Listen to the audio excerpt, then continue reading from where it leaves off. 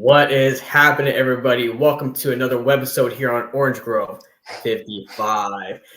Today, we are talking about Six Flags. OG, what's going on with Six Flags today, man? Well, Mr. Webba, let's find out. Okay, this is courtesy of The Sun, sbsun.com more specifically. Six Flags plans to double attendance at Magic Mountain. Six Flags officials say Magic Mountain should be able to revival and surpass attendance at Knott's Berry Farm, the most visited park in the chain. That's interesting. I didn't know that. Six Flags plans to double attendance at Magic Mountain to nearly 7 million visitors a year in a bid to make the Los Angeles area amusement park, quote, comfortably crowded and increase revenue, according to company executives.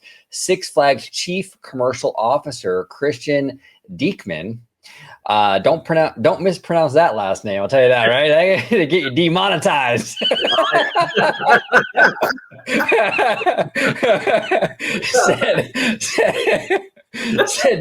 said during a recent investors meeting that Six Flags Magic Mountain should be able to revive and surpass attendance at Knott's Berry Farm. Quote, "We think we can double the market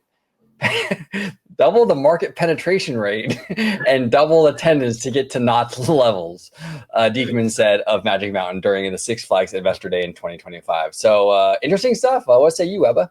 Yeah, so I actually want to talk about this, right? Because this is very interesting. Now, again, I don't know what like the logistics of like the business sides of like Knott's and Magic Mountain. Because look, Six Flags and Cedar they merged, right? So Cedar owned Knott's, but now they're kind of in one company. So they're looking to still like rival and like compete with Knott's Berry Farm. That's very interesting to me because they're under the same banner now, but they're with each other. Is that kind of strange, or is that just me?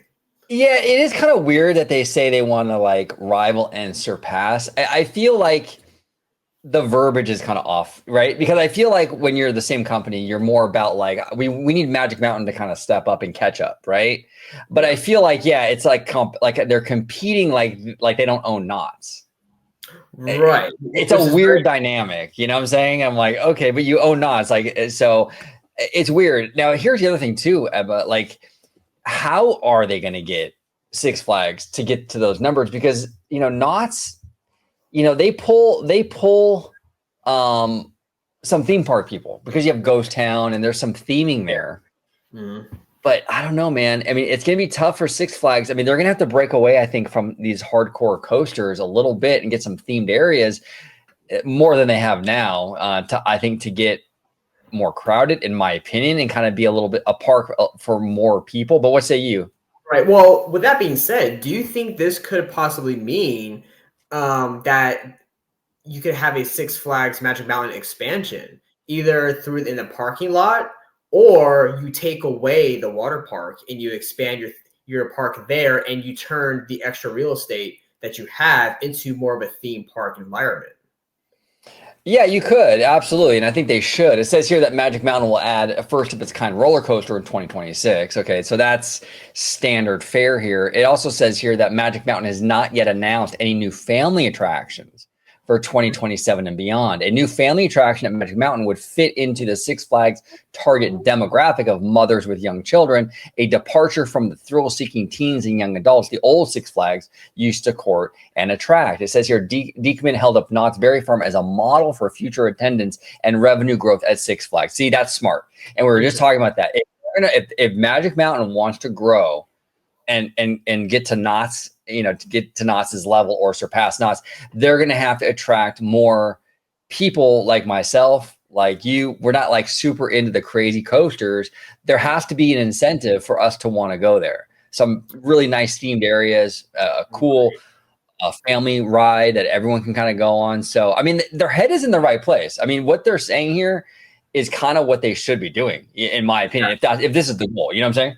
Right. Well, this also goes on to a kind of a bigger topic as well, right? Because obviously this merger was huge, right? But as we see with like Disney, Universal, right?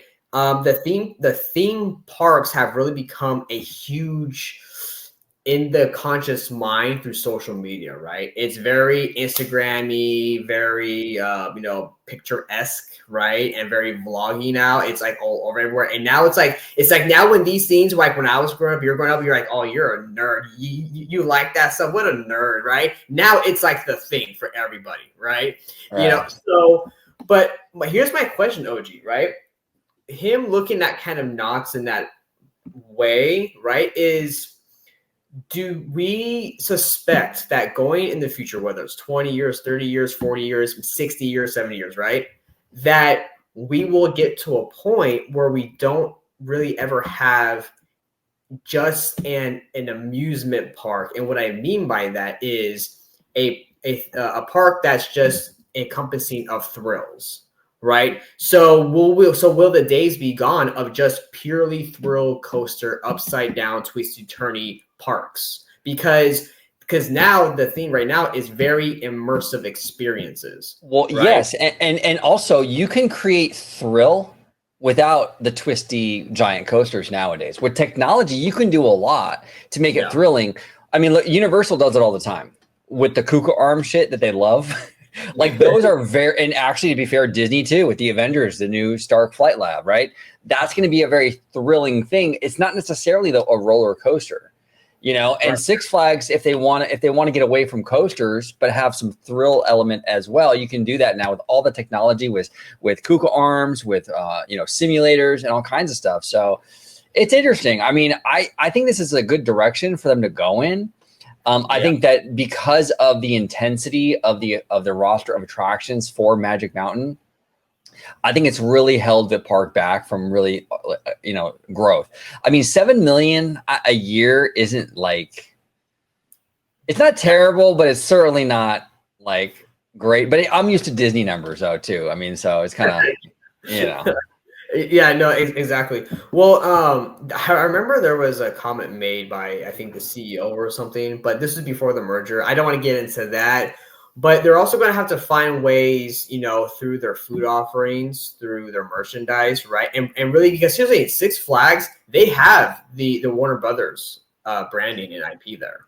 Yeah. So if you're going to go into a themed thing, because look, everybody's talking about Universal, and even us too, grabbing Warner Brothers, right? Because then you really compete with Disney with like Looney Tunes and all that stuff, right?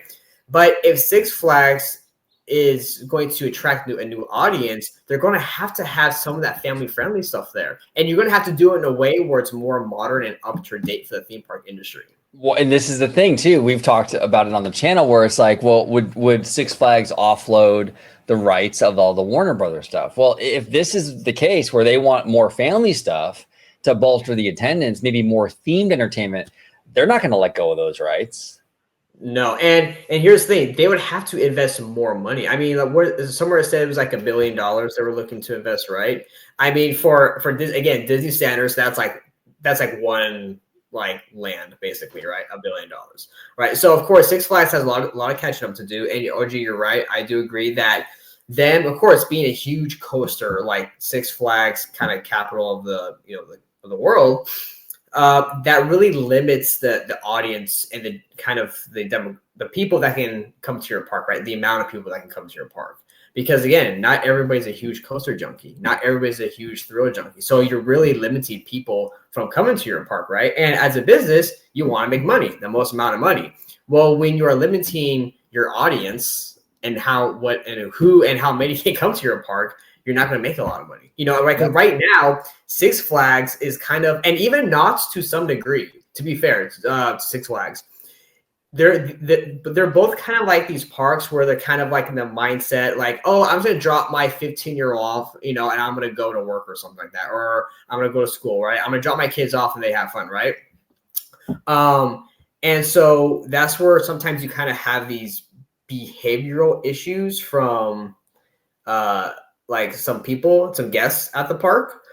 But if you want to attract people to actually be invested into your park, you're going to have to create more family well-rounded attractions at least add them to the current park. You have to have that in the mix. It says here, and since 2012, Knott's has experienced sustained growth. sustained growth, while Magic Mountain has seen a 15% decline. 15%, dude. 15% decline in attendance since 2012. I think the appetite for these kind of I think people really do like the theme park setting, and even thrill seekers now are going to more theme parks, and they're opting out of the amusement park thing because, like I said earlier at the top of the show, you can get your thrills at a theme park still. Right. And you don't need like a park full of a bunch of steel giants to get that thrill element anymore, Right, exactly. And here's the thing too, parks like Six Flags, they don't have a World of Color. They don't have a Fantastic, right? They don't have like amazing 15-minute fireworks shows with the projections and stuff like that, right? And parades, right? There's a lot of more entertainment in a theme park just besides the rides themselves. Yeah. So, and Six Flags, here's the thing. I'm going to give credit where it's due. Six Flags Magic Mountain is a fantastic coaster thrill park, right? But if you want to attract that theme park audience, and that's probably going to be pretty much the hardcore fans, but also the normies, you're going to need to really invest in that theme park element for your park. So you are. No, it's essential. You absolutely have to. So we'll see how it all shakes out. Not Universal. This new company they've created, Six Flags and Cedar Fair, this combined company, they're restructuring. They're laying people off, which is very unfortunate, but it comes with this kind of thing, unfortunately. They're going to be closing parks. We know that. So there's a lot happening here. They want Magic Mountain to do more like what Knott's is doing. So very curious what these places look like in the next decade or so. Well, and also, Jesus, before we go, there's one more point I want to bring up as well.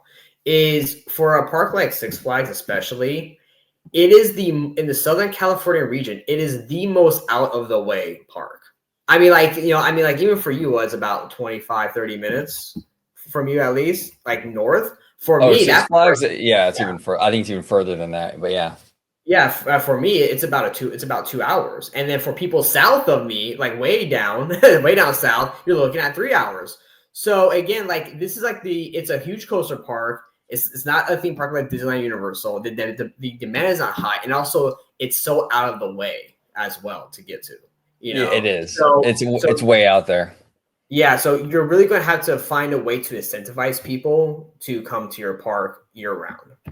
You absolutely will. I absolutely have to. So we'll kind of see. We'll see if this new management team is smart enough to kind of navigate these waters.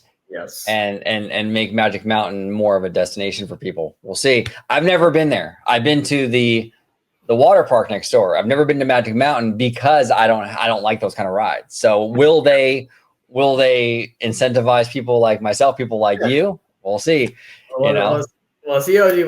Well, OG, thank you so much for being on. Where can everybody at home find you on social media, sir? You can find me right here on Orange Grove 55, where we have great shows like Web Shots here on the channel, hosted by Mr. Webba. We do a lot of theme park stuff here on the channel. We do even a show called Orange Nerd, where we talk about more like Star Wars and Marvel and just like nerdy films, like studio stuff, right? So a lot. So you can find me here on Orange Grove 55, and you can find me on Instagram, Orange Grove 55. And this is Web Shots, where we don't just squabble up. We web shot them up. Yes. Well, OG, thank you so much. Everybody at home, comment down below. What do you think about this? Are you excited for a potential future expansion of Six Flags, getting more family attractions, kind of like akin to Disney or Universal? Let us know.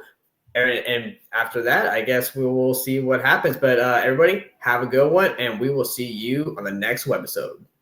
Snapping shots, swinging high, Mr. Webba, the city's alley, Orange Grove, where danger hides with web swinging in action. He'll turn the tides, dodging bullets, leaping tall. Webba's here to save us all from the villains, he won't fall. Spinning. Thank you for watching OG55. If you aren't already, consider becoming a member today.